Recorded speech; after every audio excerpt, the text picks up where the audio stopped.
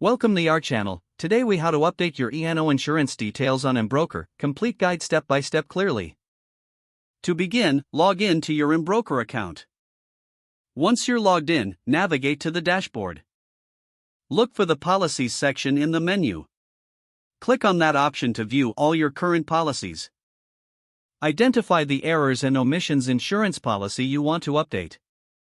Select that policy for further details. Inside the policy, locate the Edit button, which is usually found at the top right corner. Click on the Edit button to enable modifications. Next, update the relevant details that need changes. Ensure all information is accurate and up to date. After making the necessary changes, scroll down to find the Confirmation section. Review all updates carefully before proceeding.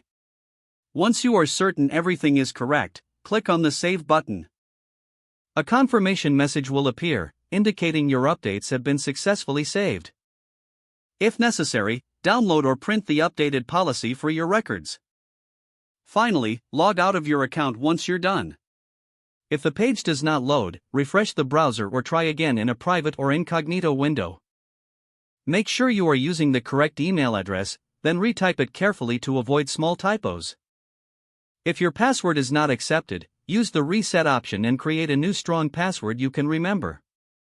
Check your spam folder for verification or security emails, then complete any requested confirmation steps. Enable two-factor authentication if available to improve account security and reduce unauthorized access risk. After signing in, review your profile details so your contact information and settings are accurate and current. If you see an error message, note it down and try again after restarting your device and internet connection. Log out when you finish, especially on shared devices, to keep your account and payment information secure.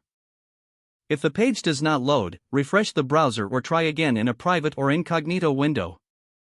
Make sure you are using the correct email address, then retype it carefully to avoid small typos. If your password is not accepted, use the reset option and create a new. Check your spam folder for verification or security emails, then complete any requested confirmation steps. Don't forget to like this video and subscribe to our channel for more step-by-step tech guides.